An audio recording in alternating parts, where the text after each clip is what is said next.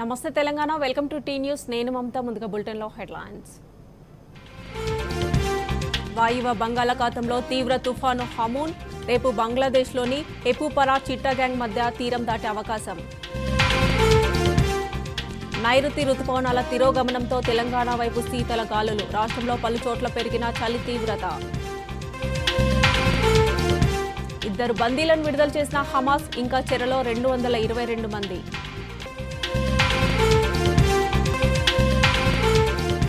మెక్సికోలో పోలీసుల కాన్వాయ్పై దుండగుల కాల్పులు 11 మంది మృతి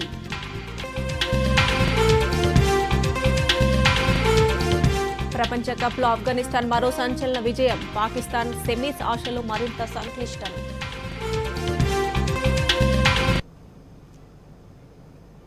ఇక బులెటిన్ అప్డేట్ చూస్తే బీహార్లో జరిగిన దుర్గా పూజ వేడుకల్లో విషాదం చోటు చేసుకుంది.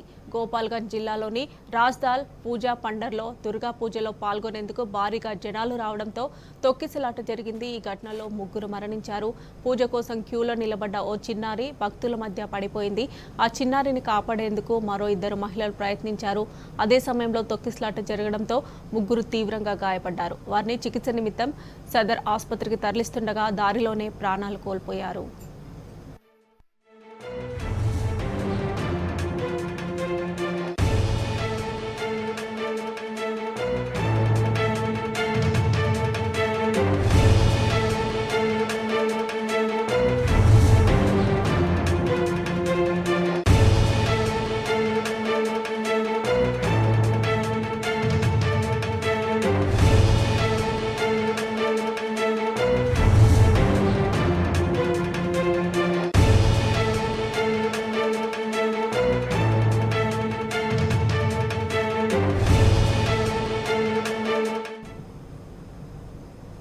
బంగాళాఖాతంలో ఏర్పడిన అల్పపీడనం తుఫాన్గా మారింది. బంగ్లాదేశ్లోని హెపుపరా చిట్టాగంగ్ మధ్య తుఫాన్ తీరం దాటే అవకాశం ఉందని భారత వాతావరణ శాఖ వెల్లడించింది. దీంతో ఒడిశా, పశ్చిమ బెంగాల్ రాష్ట్రాల్లో భారీ వర్షాలు కురిసే అవకాశం ఉంది. హమూన్ అని ఈ తుఫాన్కు నామకరణం చేశారు. భారత తీరంపై హమూన్ తుఫాన్ ప్రభావం అంతగా ఉండకపోవచ్చని ఐఎండీ తెలిపింది. అటు ఒడిశా ప్రభుత్వం కలెక్టర్లను అప్రమత్తం చేసింది. ఒడిశాపై నేరుగా ప్రభావం లేకున్నా జాలర్లు ఎవరూ వేటకు వెళ్లొద్దని అధికారులు సూచించారు. తీర ప్రాంతాల ప్రజలు అప్రమత్తంగా ఉండాలని ఒడిశా ప్రభుత్వం హెచ్చరించింది.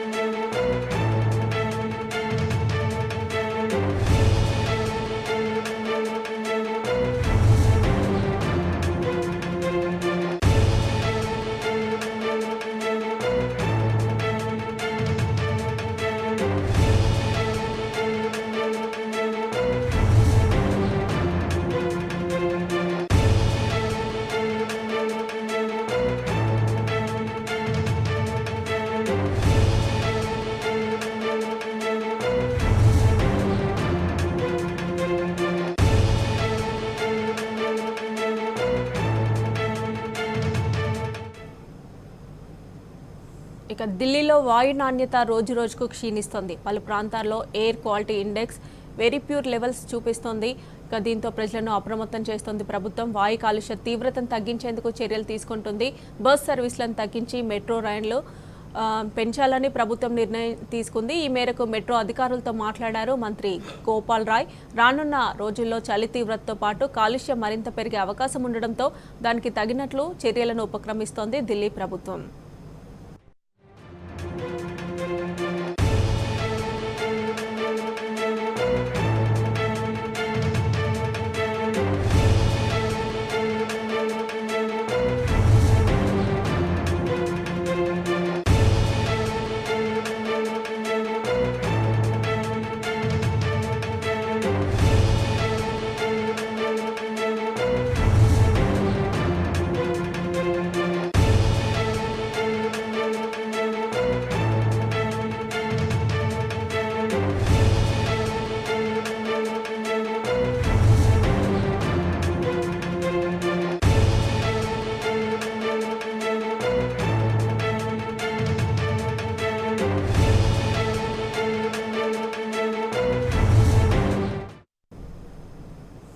రాష్ట్రంపై చలి పంజా విసురుతోంది. 4-5 రోజుల క్రితం వరకు పగలు రాత్రి సమయాల్లో ప్రజలు ఉక్కపోతతో అల్లాడిపోయారు. నైరుతి రుతుపవనాలు తిరుగుముఖం పట్టడంతో తెలంగాణ వైపు శీతల గాలులు వీస్తున్నాయి. దీంతో చాలా జిల్లాల్లో రాత్రిపూట ఉష్ణోగ్రతలు సాధారణం కన్నా దిగువకు చేరుకున్నాయి.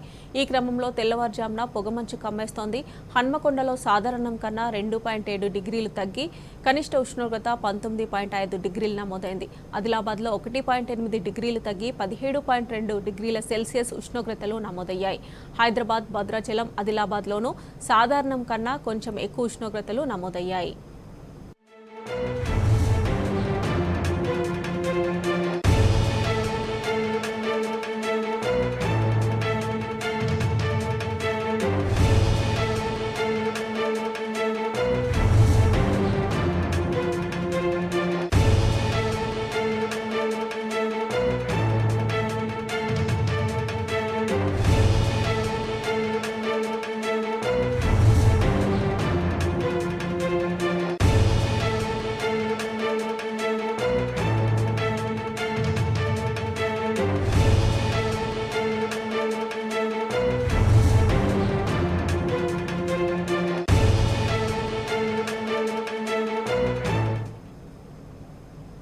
గాజాలోని హమాస్ చెరలో బందీలుగా ఉన్న ఇజ్రాయెల్ ఇతర దేశాల పౌరులను క్రమక్రమంగా విడుదల చేస్తున్నారు.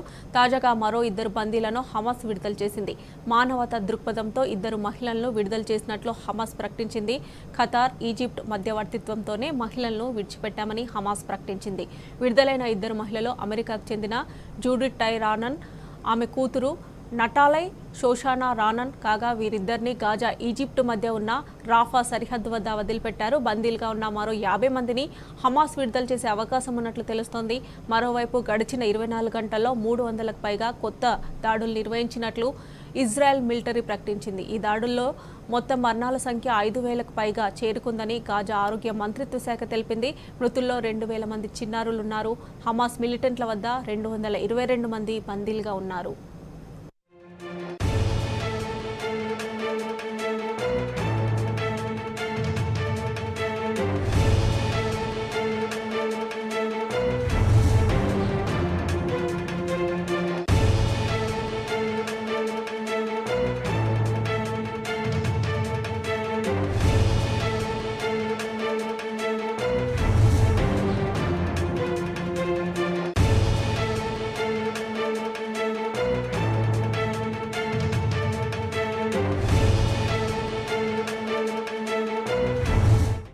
అసెంబ్లీ ఎన్నికల ప్రచారంలో బీఆర్ఎస్ దూకుడు కొనసాగుతోంది. గులాబీ పార్టీ అభ్యర్థులు గడప గడపకు వెళ్లి ప్రచారం నిర్వహిస్తున్నారు.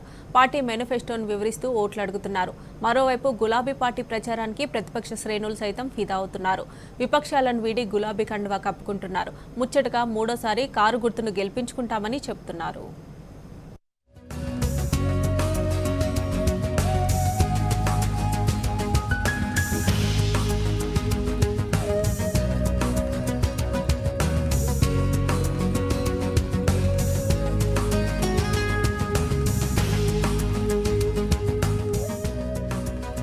అసెంబ్లీ ఎన్నికల ప్రచారంలో కారు జెట్ స్పీడ్ తో దూసుకుపోతుంది. ప్రతిపక్షాలు ఇంకా అభ్యర్థుల ఖరారు కోసం మల్లగుల్లాలు పడుతుంటే బీఆర్ఎస్ మాత్రం ఇంటింటి ప్రచారంతో హోరెత్తిస్తోంది. జగిత్యాల జిల్లా ధర్మపురిలో బీఆర్ఎస్ పార్టీ ఆఫీసును మంత్రి కొప్పుల ఈశ్వర్ ప్రారంభించారు. కార్యకర్తలు, నేతలతో కలిసి గులాబీ పార్టీ జెండాను ఆవిష్కరించారు. వచ్చే ఎన్నికల్లో బీఆర్ఎస్ దే విజయమన్నారు మంత్రి కొప్పుల. పేదల సంక్షేమం కోసం ఎప్పుడూ ఆలోచించే కేసీఆర్ లాంటి ముఖ్యమంత్రి ఉండడం అదృష్టమన్నారు మంత్రి కొప్పుల ఈశ్వర్. పార్టీ మేనిఫెస్టోను ప్రజల్లోకి తీసుకెళ్లాలని నాయకులు, కార్యకర్తలకు మంత్రి కొప్పుల ఈశ్వర్ సూచించారు.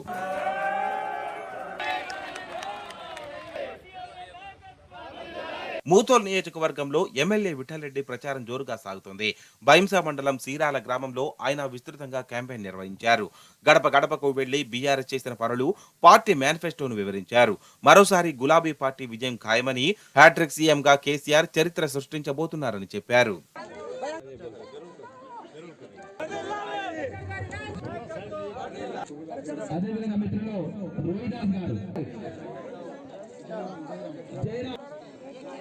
సత్తుపల్లి నియోజకవర్గంలో ఎమ్మెల్యే సండ్ర వెంకట వీరయ్య ప్రచారంలో దూసుకుపోతున్నారు. రామనగర్ గ్రామంలో కరపత్రాలు పంపిణీ చేస్తూ బీఆర్ఎస్ మేనిఫెస్టోను ఆయన వివరించారు. కాంగ్రెస్ హామీలు నీటి మాటలేనని, ప్రజల్లో ఆ పార్టీకి విశ్వసనీయత లేదని చెప్పారు. మూడోసారి బీఆర్ఎస్ విజయం ఖాయమని తేల్చి చెప్పారు.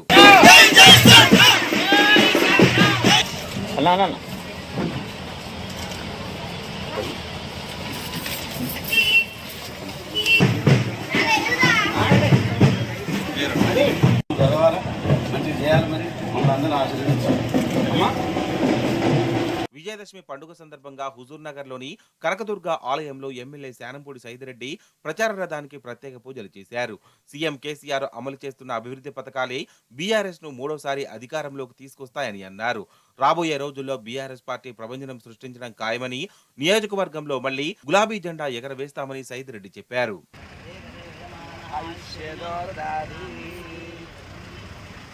మరోవైపు అసెంబ్లీ ఎన్నికల సమయంలో బీఆర్ఎస్ లోకి చేరికలు జోరందుకున్నాయి.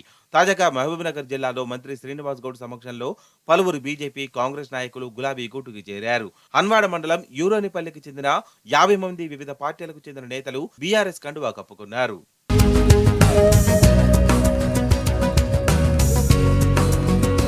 మరోవైపు మహబూబ్నగర్ జిల్లా భూత్పూర్ మున్సిపల్ పరిధిలోని గోప్లాపూర్ నక్కలబండ తండావాసులు మూకుమ్మడిగా బీఆర్ఎస్ లో చేరారు. ఎమ్మెల్యే ఆల వెంకటేశ్వరరెడ్డి సమక్షంలో వారు గులాబీ కండువాలు కప్పుకున్నారు. అభివృద్ధిలో పోటీ పడుతూ ఆపదలో ఉన్న వారికి నేనున్నానంటూ తమ వెంట నిలుస్తున్న ఆల వెంకటేశ్వరరెడ్డి వెంటే తండావాసులంతా ఉంటామని తేల్చి చెప్పారు.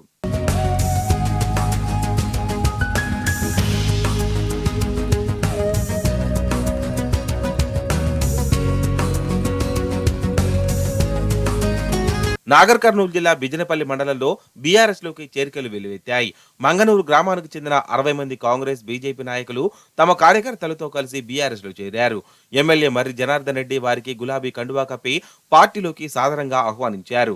సీఎం కేసీఆర్ తోనే అభివృద్ధి సాధ్యమని ఆయా పార్టీల నేతలు, కార్యకర్తలు చెబుతున్నారు.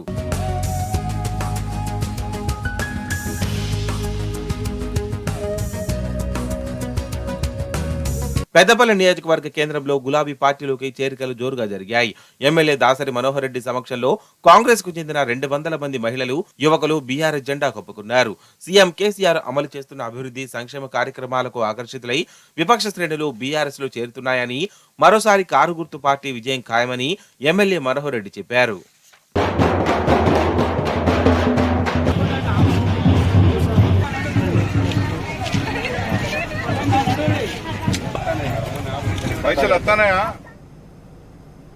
సీఎం కేసీఆర్ మేనిఫెస్టో ప్రకటన తర్వాత ప్రజల్లో బీఆర్ఎస్ గ్రాఫ్ అమాంతం పెరిగింది. మేనిఫెస్టో జనరంజకంగా ఉండడం, ప్రజలందరూ గులాబీ పార్టీ వైపే మొగ్గు చూపుతూ ఉండడంతో కారు జోరందుకుంది.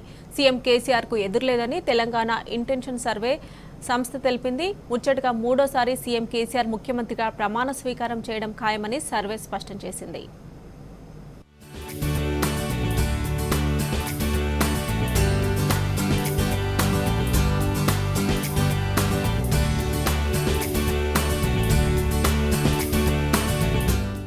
సీఎం కేసీఆర్ మేనిఫెస్టో ప్రకటన తర్వాత ప్రజల్లో బీఆర్ఎస్ గ్రాఫ్ మరింత పెరిగింది. భారత రాష్ట్ర సమితిది సర్వజన మేనిఫెస్టో అని తెలంగాణ ఇంటెన్షన్ సంస్థ సర్వేలో తేలింది. రాష్ట్రంలోని రాజకీయ పరిస్థితులపై Telangana intention weekly election tracker రిపోర్ట్ను ఆదివారం విడుదల చేసింది.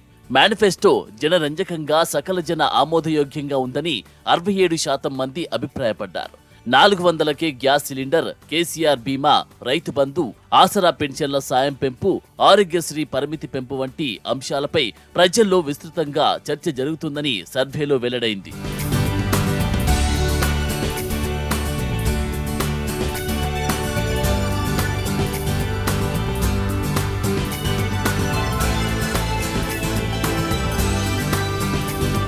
గతంలో మాదిరిగా ప్రతి పేద కుటుంబానికి ఏదో ఒక రూపంలో లబ్ధి చేకూరేలా పకడ్బందీ ప్రణాళికతో బీఆర్ఎస్ మేనిఫెస్టో రూపొందించారనే అభిప్రాయాన్ని ప్రజలు వ్యక్తం చేశారు. మేనిఫెస్టో ఓటర్లను ఆకట్టుకునేలా ఉందని 61% మంది చెప్పారు. ముఖ్యమంత్రిగా మూడోసారి కేసీఆర్ అధికారంలోకి రాబోతున్నారని, దీనిలో మేనిఫెస్టోది కీలక పాత్ర అని 44% మంది విశ్వాసం వ్యక్తం చేశారు.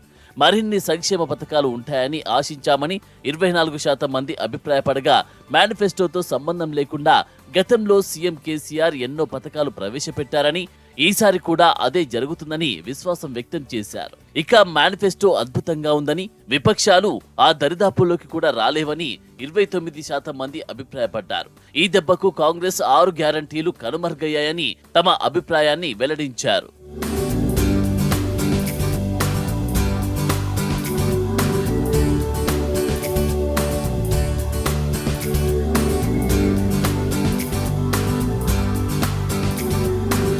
తెలంగాణలో బీఆర్ఎస్ కు తిరుగులేదని మరోసారి స్పష్టమైంది.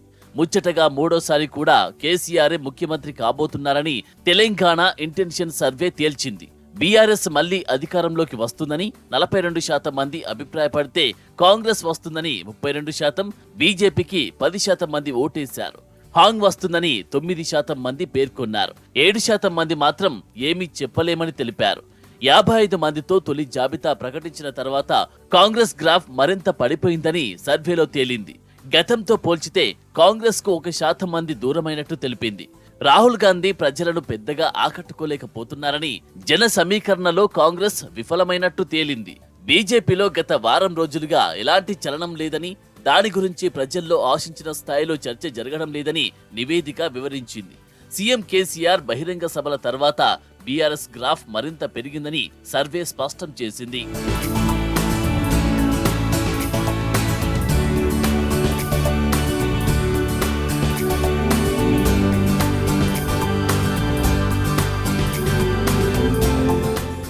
సీఎం కేసీఆర్ ప్రకటించిన బీఆర్ఎస్ పార్టీ మేనిఫెస్టోకు ప్రజల నుంచి విశేష స్పందన వస్తుంది.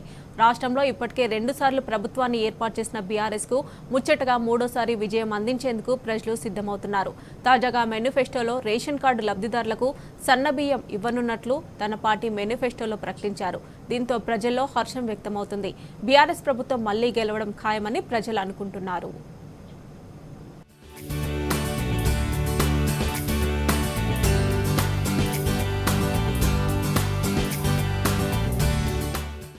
ముఖ్యమంత్రి కేసీఆర్ ఏ నిర్ణయం తీసుకున్నా అందులో రైతుల సంక్షేమం ఇమిడి ఉంటుంది. ఇందుకు తాజా ఉదాహరణ రేషన్ కార్డుల ద్వారా పేదలకు సన్నబియ్యం పంపిణీ హామీ. ఇది అమలైతే ఇటు పేదలకు అటు రైతులకు మేలు కలగనున్నది. ప్రస్తుతం రాష్ట్రంలో 93 లక్షల తెల్ల రేషన్ కార్డులు ఉండగా సుమారు 3 కోట్ల మంది లబ్ధిదారులు ఉన్నారు. ప్రతి నెలా సన్నబియ్యం పంపిణీకి 1.83 లక్షల టన్నులు కావాలి. ఏడాదికి 21 లక్షల టన్నుల బియ్యం కావాలి. ఇందుకు 30 లక్షల టన్నులకు పైగా ధాన్యం అవసరం. ఈ మొత్తం ధాన్యాన్ని రైతుల నుంచే కొనుగోలు చేయాలి. రాష్ట్రంలో ప్రస్తుతం రైతులు వానాకాలం సీజన్లోనే సన్నాలను సాగు చేస్తున్నారు. వీటిని మిల్లర్లు, వ్యాపారులు పోటీపడి కొనుగోలు చేస్తున్నారు. సన్న ధాన్యానికి మద్దతుకు మించిన ధర పలుకుతున్నది. గత వానాకాలంలో మద్దతు ధర క్వింటాలకు 2080 రూపాయలు ఉండగా మార్కెట్లో 2300 రూపాయల నుంచి 2500 రూపాయల వరకు లభించింది. ఇక సన్నబియ్యం పంపిణీ నిర్ణయంతో ప్రభుత్వం కూడా సన్నధాన్యం కొనుగోలు చేయాల్సి ఉంటుంది. దీంతో మార్కెట్లో సన్నబియ్యానికి మరింత డిమాండ్ పెరగడం ఖాయం. ఏటా సుమారు 35 నుంచి 40 లక్షల టన్నుల్ని ఇతర రాష్ట్రాల వ్యాపారులు, మిల్లర్లు కొనుగోలు చేస్తున్నారు. మరో 10 లక్షల టన్నులు రైతులు తమ అవసరాలకు ఉంచుకుంటారు. సన్నబియ్యం పంపిణీకి 30 లక్షల టన్నుల ధాన్యం అవసరం. ఈ లెక్కన 70 నుండి 80 లక్షల టన్నుల సన్నధాన్యానికి డిమాండ్ ఉంటుంది. ప్రస్తుతం రాష్ట్రంలో 50 నుండి 60 లక్షల టన్నుల సన్నధాన్యం ఉత్పత్తి అవుతున్నది. ఈ సీజన్లో మద్దతు ధర 2203 రూపాయలు కాగా, దీనికి మించి బహిరంగ మార్కెట్లో 3000 రూపాయలకు పైగా ధర పలికే అవకాశం ఉన్నదని వ్యాపారులు భావిస్తున్నారు. రైతులకు క్వింటా ధాన్యంపై కనీసంగా 800 రూపాయల వరకు అధికంగా ధర దక్కుతుందని అంచనా వేస్తున్నారు.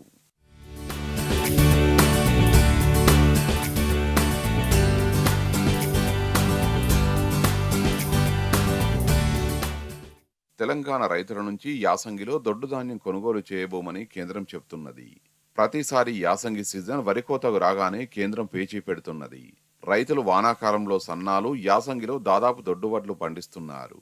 రేషన్ షాపుల్లో సన్నబియ్యం పంపిణీ నిర్ణయంతో వాటికి డిమాండ్ పెరిగి రైతులు దొడ్డు ధాన్యం సాగును బంద్ పెట్టి సన్నాల సాగుకు మరింత ప్రాధాన్యం ఇచ్చే అవకాశం ఉన్నది. ఇదే జరిగితే రాష్ట్రంలో సన్నబియ్యం పంపిణీకి అవసరమైన సన్నధాన్యం లభించడంతో పాటు కేంద్రంతో పంచాయతీ కూడా తెగిపోతుంది. రైతులు సన్నాలు సాగు చేస్తే ఆ ధాన్యం కొనుగోలుకు ఎవరిపైనా ఆధారపడాల్సిన అవసరం ఉండదు. డిమాండ్ అధికంగా ఉండడంతో ఇటు ప్రభుత్వం అటు మిల్లర్లు వ్యాపారులు పోటీపడి కొనుగోలు చేస్తారనే అంచనాలున్నాయి.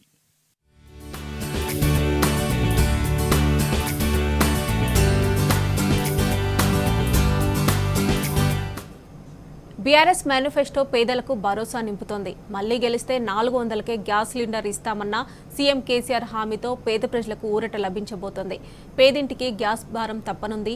3వ వంతు రేటుకే సిలిండర్ ఇంటి ముంగిటకు రాబోతుంది. సీఎం కేసీఆర్ నిర్ణయంతో ఒక్కో కుటుంబానికి ఏటా సుమారు 4,000 రూపాయలు ఆదా కానుంది.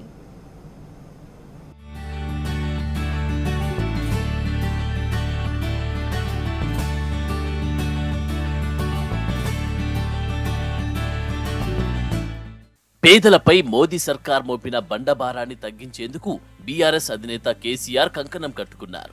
ముచ్చటగా మూడోసారి అధికారం చేపట్టాక 400 రూపాయలకే గ్యాస్ సిలిండర్ అందజేస్తామని ప్రకటించారు.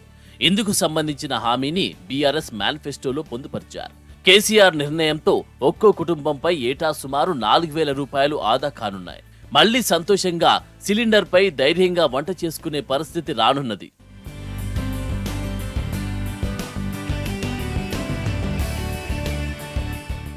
2014లో కేంద్రంలో అధికారంలోకి వచ్చి రాగానే ప్రధాని మోదీ పేదలపై కక్ష కట్టారు.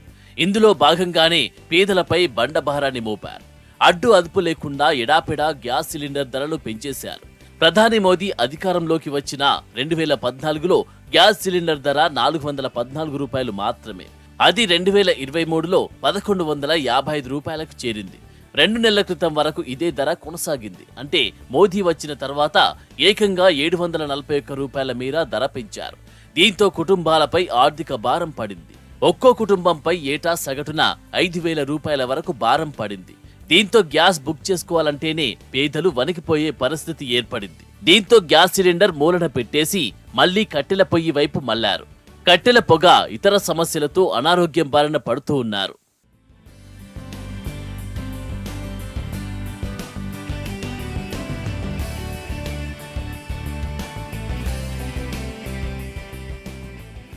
సీఎం కేసీఆర్ ప్రకటించిన హామీ పేదలకు వరంగా మారనున్నది. ఈ హామీపై ప్రజల్లో హర్షం వ్యక్తమవుతున్నది. బండభారం తగ్గుతూ ఉండడంతో ఊపిరి పీల్చుకుంటున్నారు. ప్రస్తుతం మోదీ ప్రభుత్వం ఒక్కో సిలిండర్ను 955 రూపాయలకు విక్రయిస్తున్నది. అయితే సీఎం కేసీఆర్ దీన్ని 400 రూపాయలకే ఇవ్వనున్నారు. అంటే ఒక్కో సిలిండర్పై 555 రూపాయలు ఆదా కానున్నది. ఒక కుటుంబం సగటున ఏటా 7 నుంచి 8 సిలిండర్లను వినియోగిస్తుందని అంచనా వేసుకున్న ఏటా 4,000 రూపాయల వరకు మిగిలనున్నది.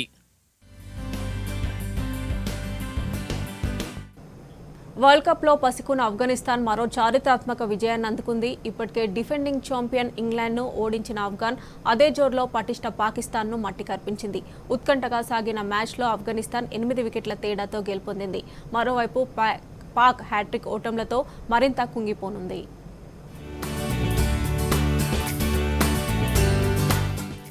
వరల్డ్ కప్ లో మరో సంచలన విజయం నమోదైంది.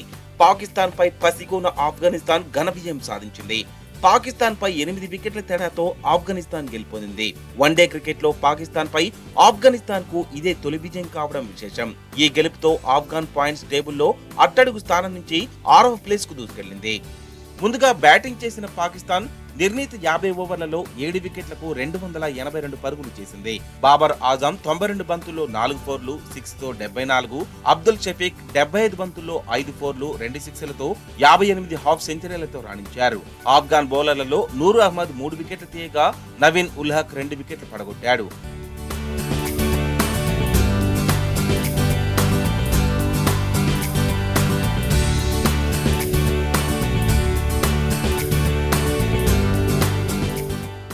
మహమ్మద్ నబీ అజ్మతుల్లాకు 1 వికెట్ దక్కింది.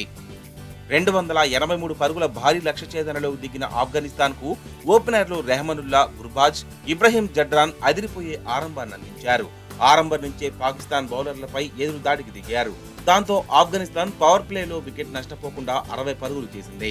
అనంతరం అదే జోరు కొనసాగించిన ఈ జోడీ వేగంగా పరుగులు రాబట్టింది. ముందుగా ఇబ్రహీం జడ్రాన్ 54 బంతుల్లో హాఫ్ సెంచరీ పూర్తి చేసుకున్నాడు.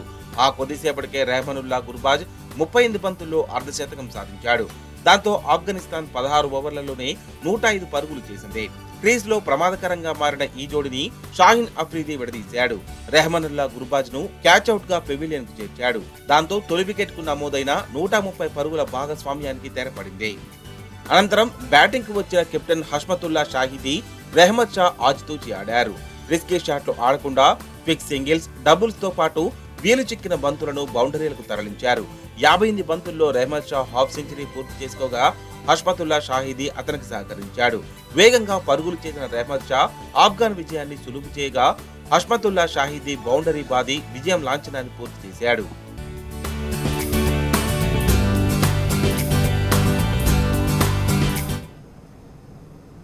దుబాయ్లో బతుకమ్మ సంబరాలు అంబరాన్నంటాయి. గల్ఫ్ తెలంగాణ ఫోరం అధ్యక్షులు ఆకుల సురేందర్ వెంకటేష్ ఆధ్వర్యంలో బతుకమ్మ ఉత్సవాలను ఘనంగా నిర్వహించారు.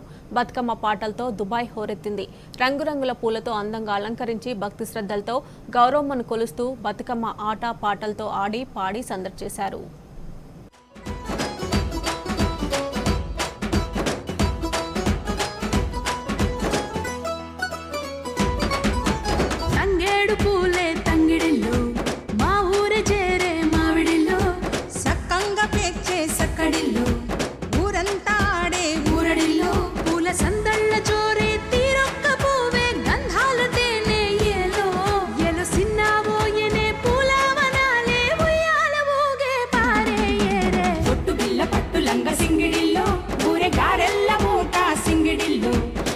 జల్ల పండుకొచ్చి సింగిడిల్లో నేల రాగాలే పాడేనే హోయ్ సింగిడిల్లో సింగిడిల్లో సింగిడిల్లో సింగిడిల్లో సింగిడిల్లో. ఇవి bulletin updates. Keep watching tea news.